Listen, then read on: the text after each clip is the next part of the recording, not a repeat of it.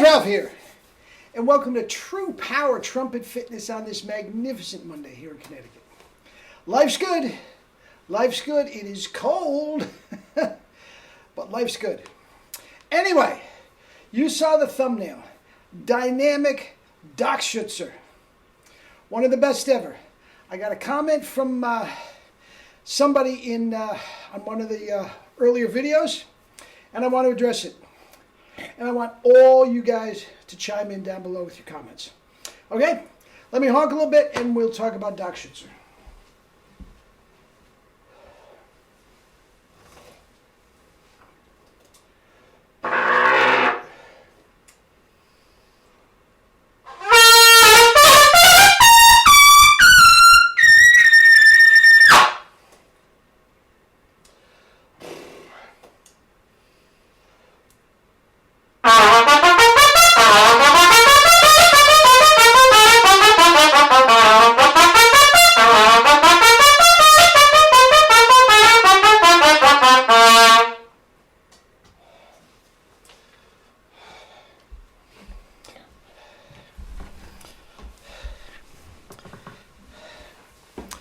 Dockschitzer, the man, the myth, the legend.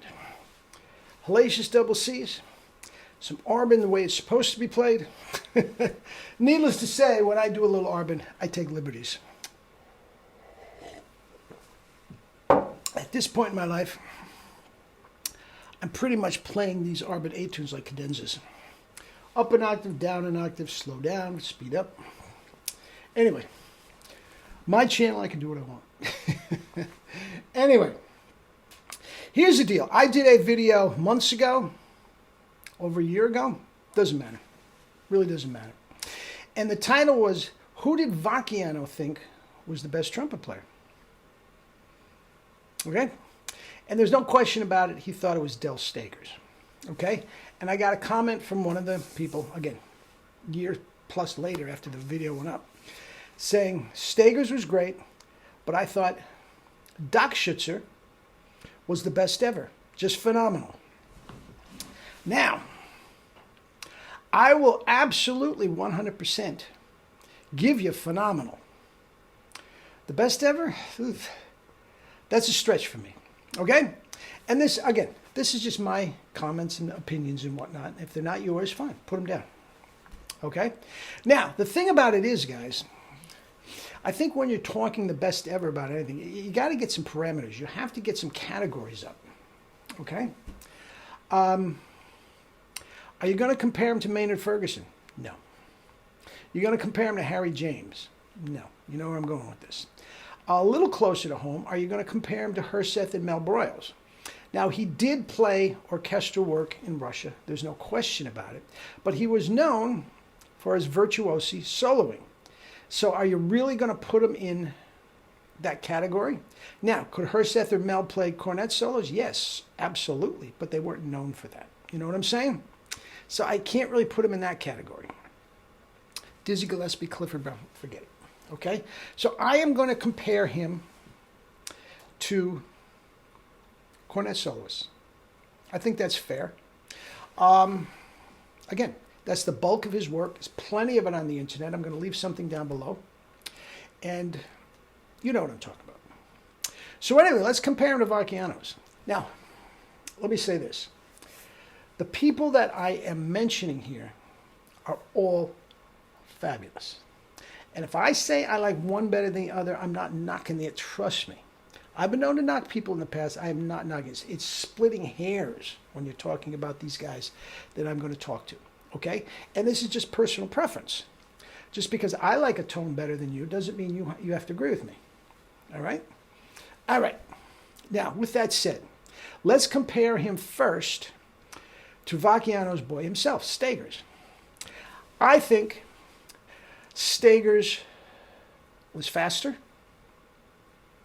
And I think Stegers had a little bit of a smaller tone. Of all the people that I'm going to compare Dockschitzer to, Dockschitzer had the bigger tone. I do believe that. It was sort of more of an orchestral approach. He played, for the most part, Mount Vernon Bach 7, C, D, and E according to the time in his career and what he was playing and all that sort of thing. But and he did get much more of a bigger, darker orchestral tone. And if that's what you like, knock yourself out. I sort of like Stager's tone. It was more centered. As you know, I like the center tone, but it wasn't as big. Absolutely 100 is not big, but I do believe that Stager's was faster. Okay. Now, another thing I want to throw into the mix here. Dockschitzer, not so much, but really all the guys that I'm going to talk to, except one, and you'll see in a minute, all are older recordings. I mean, just really nasty Neanderthal recordings. And all these guys were not playing on modern equipment. They didn't have a 1SB. They didn't have, Monet trumpets and Stomvey trumpets and Yamaha and Schilke and all. No. They're playing on Neanderthal stuff. And if you ever go to, like some sort of a historical musical museum and you look at Louis Armstrong's old trumpets, I mean, they're hunks of brass. They're just hunks of junk compared to what we're playing now. So I want to put that in there too. Okay? Now, another one. You know what I'm going to say. Liberati. Liberati, I think probably had more virtuosity, if that's possible. I think he had more of an extended range. I think he played above high C a lot more often than the other guys that I'm talking about. And his use of the single pedal tones was extraordinary. So he had, an octave below us and a note or two above. He could play G's. He recorded G's. And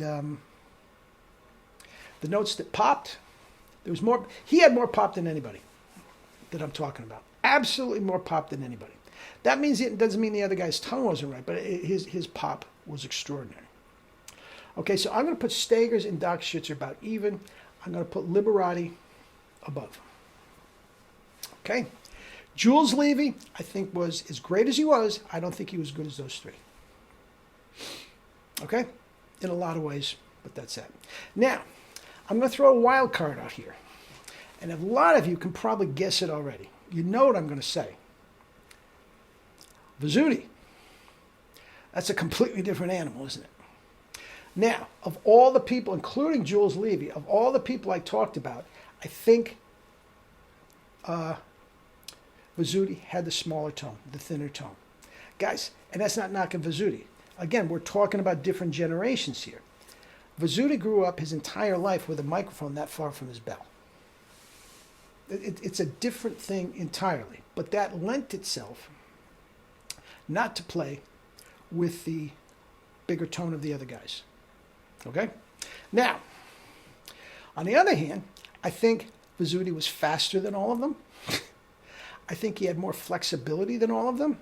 And he certainly had the command of more upper register than all of them.